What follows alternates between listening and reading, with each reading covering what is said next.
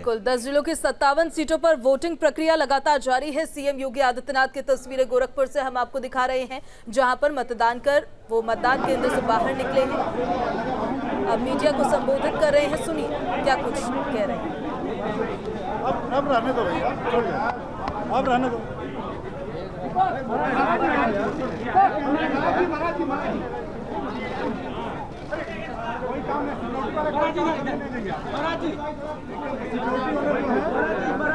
इनको हटा दो भाई, एक तरफ करो, चलो एक तरफ चलो।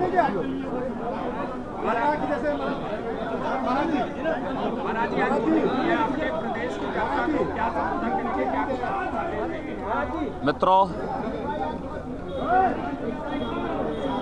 उत्तर प्रदेश सामान्य निर्वाचन में मुझे अभी अपना मतदान देने का अवसर प्राप्त हुआ है। जनता जनार्दन में अपार उत्साह है।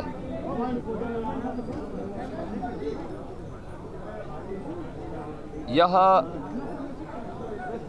आम जनमानस की जागरूकता का प्रमाण है कि न केवल जनता जनार्दन अपने संवैधानिक अधिकारों के प्रति बल्कि अपने संवैधानिक कर्तव्यों के प्रति भी बहुत जागरूक है। खास तौर पर माताएं बहनें जिस उत्साह के साथ मतदान करने के लिए आ रही हैं, ये बहुत शुभ है। और मेरी भी जब 5 चरणों के चुनाव संपन्न हो चुके हैं और छठे चरण में आज मतदान हो रहा है, वो पूरे 9 जनपदों के उन सभी मतदाताओं से मेरी अपील है कि अधिक से अधिक मात्रा में आकर के अपने अपने मतदान केंद्र में जाकर के अपने बूथ पे जाकर के मतदान करें, क्योंकि ये हमारा संवैधानिक दायित्व भी है। एक अच्छी सरकार के लिए, सुशासन की स्थापना के लिए, जनता की आकांक्षा के अनुरूप विकास के कार्यों को आगे बढ़ाने की दिशा से भी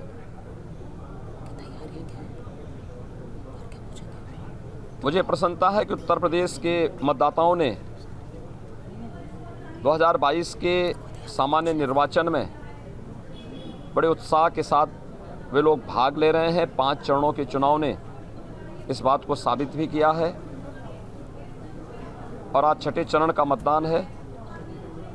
मैं विश्वास के साथ कह सकता हूं कि 5 चरणों का जो रुझान है, भारतीय जनता पार्टी प्रधानमंत्री मोदी जी के मार्गदर्शन और नेतृत्व में पूर्ण बहुमत से काफ़ी आगे वर्तमान में चल रही है। और आज छठे चरण का जो चुनाव है, इसमें जोरदार छक्के लगेंगे और भारतीय जनता पार्टी 300 के लक्ष्य को प्राप्त करने की ओर अग्रसर होगी। 7वें चरण में यह आंकड़ा 2017 की तर्ज पर रिकॉर्ड बनाता हुआ दिखाई देगा। मैंने पहले भी कहा था कि प्रधानमंत्री मोदी जी के विकास, सुशासन और राष्ट्रवाद के मुद्दे को उत्तर प्रदेश की जनता ने 2014 में अंगीकार किया, 17 में किया, 19 में किया और 2022 में भी यह रिकॉर्ड बना रहेगा। जो उत्साह है खास तौर पर माताओं बहनों में, मैं इसको कह सकता हूं कि 80% से अधिक सीटें भारतीय जनता पार्टी के पक्ष में आएंगी।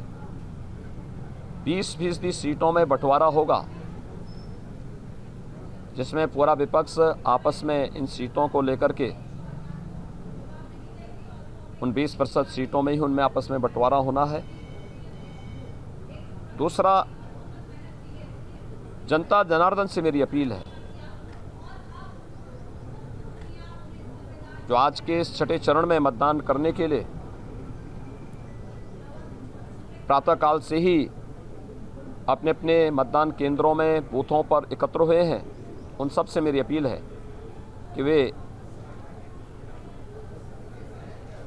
मतदान स्वयं भी करें और हर एक मतदाता को, वयस्क मतदाता को मतदान करने के लिए अवश्य प्रेरित भी करें। क्योंकि राजनीति को कुछ लोगों ने वंशवाद, भ्रष्टाचार, माफियावाद और आतंकवाद के समर्थन का पर्याय बनने का कुत्सित प्रयास किया है। अगर हमें इस विकृति से बाहर निकलना है, वंशवाद की राजनीति से, जातिवाद की राजनीति से, मत और मजहब की राजनीति से, माफियावाद और आतंकवाद जैसी दुष्प्रवृत्ति से बाहर निकलना है, तो हम मतदान करें और विकास, सुशासन, सुरक्षा और राष्ट्रवाद के मुद्दे पर भारतीय जनता पार्टी के समर्थन में मतदान करें। आज के दिन पर कोई भी व्यक्ति, कोई दल ऐसा नहीं है जो ये कह सके कि हमें सत्ता में रहने का अवसर नहीं मिला। सबको जांचा है, परखा है, और थोड़ी सी चूक कहीं बाद में लोगों को पश्चाताप करने के लिए मजबूर न करें, इस पर हमें ज़रूर ध्यान देना होगा। क्योंकि यह अपने संवैधानिक अधिकार का बेहतर उपयोग भी होगा और एक बेहतर भविष्य के लिए, एक बेहतर उत्तर प्रदेश के लिए, विकास सुशासन के लक्ष्य को, सुरक्षा और राष्ट्रवाद के लक्ष्य को प्राप्त करने की हर एक मतदाता का मत एक गारंटी भी होगी।